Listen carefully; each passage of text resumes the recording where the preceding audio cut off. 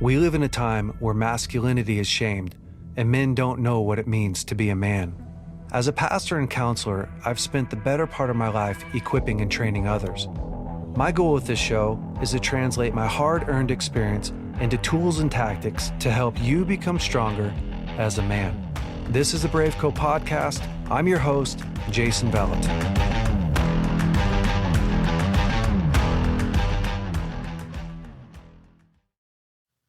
Welcome back, BraveCo men. This week, you got me. We're going to dive into what I think kills more men than anything. And I really do. I think it's the truth. It's your ego. We don't often talk about the ego a lot, but over the years, I have seen it take out more guys, honestly, than anything else. And here's the deal. It shows up all the time in different ways in our relationships. I've worked with a lot of men who are struggling with pornography, for instance, and this is how their ego sounds.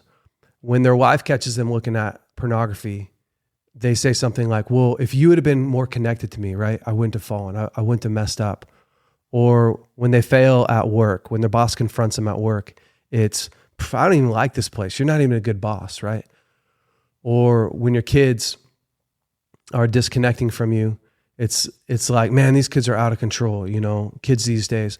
It's all of this pushing away from responsibility, not diving into ownership. And the truth is, like, we undercut ourselves more than anybody else. We sabotage ourselves more than anybody else. And it's not because we're evil. It's because we're insecure. It's not because we want to be insecure or because we don't want to take responsibility. But the truth is if you feel powerless to solve the issue, then you want it to be somebody else's fault, right? So that's the guy who's looking at pornography and he's blaming it on his wife's lack of connection. Well, if you would be connected to me, then I wouldn't be in the spot where I was hurting. I wouldn't be in the spot where I was lonely. If it was somebody else's fault, then I would be okay. The truth is that your ego is not necessarily a bad thing, right? When you look at what is the ego is neither good nor bad. It is a necessary, natural part of our psychological makeup. The ego serves as an important function to our lives. It helps us navigate social interactions, maintain coherent sense of self and balance. And it really helps us to connect with the world around us. Okay, well, how does our ego get inflated? Your ego gets inflated when you start to feel insecure, when you don't feel like you're enough, when you don't have, mostly it links back to how were you raised growing up? Did you feel worthy of love, worthy of connection? Did you have parents that were saying, man, I'm proud of you? Did you have healthy bonds in your life? Or did you grow up in a bunch of disconnection where you didn't feel worthy of love? You didn't feel worthy of acceptance. You don't feel confident. And when you grow up in a home or in an environment where you don't feel confident, cared for, loved, connected, you start to compensate. And so what you show the world, right, is this compensated version of yourself. You're making up for what you don't think that you are. And again, going back to your ego in general isn't supposed to be this bad thing. It's supposed to be this part of you that helps you connect to the world around you. But when you have honestly, a damaged a sense of self, when you have a perspective about yourself that is less than what God sees of you, we portray different facades of ourself, different sides of ourself that aren't actually true, but it's a compensation for what I'm feeling. And so we get into all kinds of trouble in our life. If you go back, all the way back to the beginning, the first being, honestly, that ever dealt with his ego was Satan. And see, Satan was this incredible angel that was full of beauty, full of light, full of goodness, like instruments, and like he was the man. And I'm just going to read a passage to you. It's Isaiah 14, 12 through 14. And it's God's perspective of Satan. It says, how you are fallen from heaven, O day star, son of dawn. So that he's talking about Satan right there. How you are cut down to the ground. You who laid the nations low, you said in your heart, so this is God talking of Satan, I will ascend to heaven above the stars of God. I will set my throne on high. I will sit on the mount of assembly. In the far reaches of the north, I will ascend above the heights of the clouds. I will make myself like the Most High. And of course, you know the story, right? The story is that God cast down Satan, and Satan took a third of the angels that were obviously in the same mode as him. I deserve more. I want more. I'm going to sit at a higher place. I need more. That's what the devil was saying. I need more. That's actually what Satan was saying. And God goes, yeah, that kind of attitude is going to get you cut down faster than you can say, I'm sorry. You know, it's really interesting. The Bible gives us two options. It says you can either have the rock fall on you or you can fall on the rock. You guys remember this passage? It says you can fall on the rock and be broken. That's what it says. Or the rock can fall on you and you can be crushed. And you think like, golly, man, that's quite a description. That's pretty gnarly. But it really is the truth. Isn't that true for all of life? Like, you can either be humbled, come to God humbly, lay yourself down before God, be thankful, be an owner, or you could try to pretend, you can do it what Nebuchadnezzar did in the Bible, right? So Nebuchadnezzar builds this incredible kingdom. He builds all this stuff. And he's all proud of the kingdom that he's built. And actually, this is what it says in Nebuchadnezzar. He says, this is in Daniel 4:28. He said, all this came upon King Nebuchadnezzar at the end of 12 months. He was walking on the roof of the royal palace of Babylon. And the king answered and said, is not this the great Babylon, which I have built by my mighty power as a royal residence and for the glory and majesty? While the words were still in the king's mouth, there fell a voice from heaven, O King Nebuchadnezzar, to you it is spoken, the kingdom has departed from you. And Nebuchadnezzar went through a journey where his kingdom was stripped from him. He lived out on the land like a wild animal. His nails grew super long. His hair grew super long. It actually said that he lost his mind for a whole season. And God crushed him. He completely crushed him. And then eventually it said that his mind returned to him and he came back and he was restored. And when he got restored, he said a similar thing. He said, look at all that's been restored to me. Look at how amazing this is, but it's because of you, God. And it's a really easy place to get into. You know, I never meet a guy that's thinking, you know, I just want to blame my life on everyone else. That'll fix it. Or, you know, I really think that I am the greatest because I've made all this stuff. When you really strip us down, if we don't confront the places in our life where we feel insecure, where we don't feel enough, where we feel weak, where we feel powerless, where you feel out of control, where you feel angry, if you don't confront those places, then you end up with this really unhealthy view of yourself. And you end up undercutting the rest of your life. And it often looks like arrogance, right? Or the constant need for validation, or your inability to accept criticism, or being overly competitive. All these things your inability to empathize with other people. All these things are a sign to us that, man, my ego is working overtime. I am compensating for my lack of self-confidence, my lack of self-worth, my lack of feeling valuable in who I am.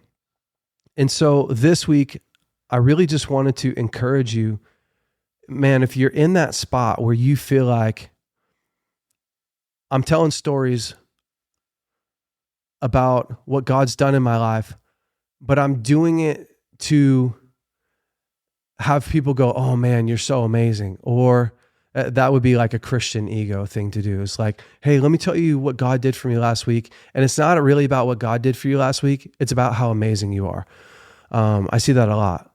Or if you're in a place where you're having a hard time taking feedback, or you're having a hard time not competing with other men around you, or you're having a hard time taking ownership for your life, the antidote to all of this is to humble yourself and to admit, man, I'm feeling really insecure right now.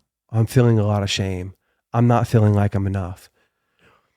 And to begin to take ownership of the fact that you are having a really hard time with how you see yourself. I know that in my life, I have run up against these places quite a few times. A couple years ago, I dealt with a lot of shame. I didn't like the world that I was living in. And when I say that, I basically mean I didn't love what was happening at work. I felt really unproductive at work. I was dealing with quite a bit of anxiety as well, and some depression. I just felt like my life was going nowhere. And my wife would try to help me. She'd be like, hey, what's wrong with you? What's going on? And constantly I'd be like, nothing, I'm fine. I'd kind of push her away a little bit. And finally, I stopped one day. This is the honest truth. I stopped one day and was like, gosh, what is wrong with me? Why do I feel so much shame? Literally all day long, I'd walk around and just feel so much shame. And I realized, like, I don't actually feel proud of myself. I'm not doing anything that I feel proud of. I'm like doing a half-assed job at work. I'm not really showing up at home very well. I'm not connecting to my wife. My view of myself was really low because I know, regardless of what my wife thinks, I know I'm not putting forth my best effort. And I didn't change it by like setting this great schedule and waking up at 5 a.m. and jumping in a cold plunge. Like, that's great. I first started with admitting to my wife, hey, I feel a lot of shame. I'm walking around carrying a lot of shame. And I pulled on a couple buddies and said, hey man, I'm carrying a lot of shame right now about how I'm living my life. And what happened was just letting people in begin to break that thing inside of me. And then the next question is, okay, what am I going to do about it?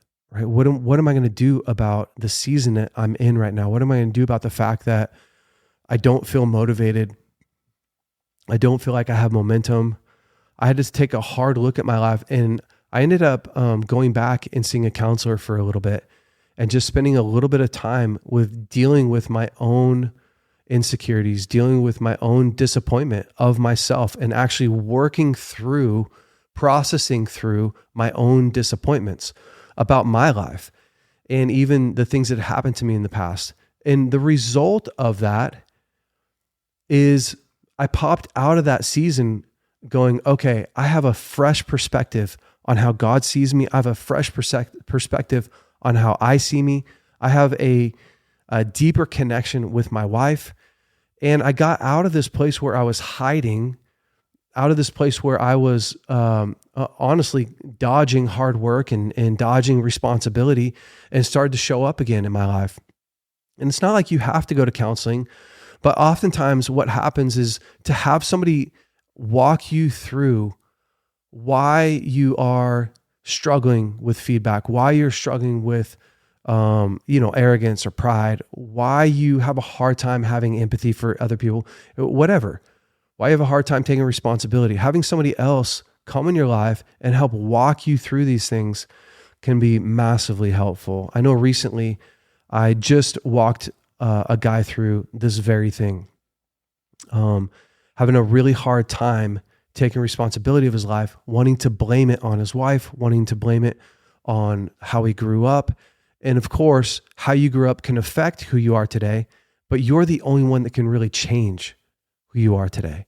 And so I know that it's hard if you grew up in a home where you weren't taken care of, or you are in an environment where your boss isn't kind, or you're in a marriage where your wife is not wanting to participate, or your husband, if you're a lady watching this. It can be easy to put the blame on everything else. But we're the only ones that can really actually change what's going on inside of us and what we produce in life. And so to me, if you can stop and really take a look at your life and ask yourself, is my ego hurting me or is it helping me? Is my ego, am I representing really who I am to the world around me? Or do I have this inflated facade up that's actually trying to protect me because I feel weak, I feel insignificant, I don't feel like I'm enough? And if you're in that second category, there's no shame about it. It's just a matter of taking ownership. It's a matter of stopping and going, this really is where I'm at, and quit pretending that is something else. So guys, I hope this is encouraging for you. I'm going to pray for you. And I love that God is so close to the humble. He's so close to the brokenhearted. He's so close to us when we're in these really tough times, right? He is closer than a brother. And he's ready to come and pull you out of the spot. I just want to remind you too, a lot of people have a hard time with the way that they see God. You know, they have a hard time admitting, man, this is where I'm at. But the Bible says that the kindness of God leads us to repentance. So if you're in a spot where you're like, man, I have been doing that. I've been a jerk to my wife. I've been a jerk to my kids or to my boss. Like, God's not coming with a hammer. He's not ready to like beat you down. He's ready to come and show you who you really are and to move close to you in love and compassion. And so God, I ask that you do that. Lord, I ask for the men that are watching this today that are really struggling with the way that they see themselves. Lord, I ask that this would be a turning point in their life. Father, that you would come with your kindness and show them who they really are. Or that you would pour in your belief into them. And God, I ask that you would reveal to them the different places in their life that's causing them to overcompensate, that's causing them to hide who they really are. And Lord, I ask that today would be a day of breakthrough, that it'd be a day of joy, that it would be a day of great connection with you. Amen. All right, man. Thanks so much for listening. Have a great week. Hey guys, thanks so much for listening to the BraveCo podcast. If you like this podcast, would you please rate it, review it, leave us a great comment. And if you like this episode in particular, share it with your friends and family. That helps us to spread the word. Guys, stay brave. We'll see you next week.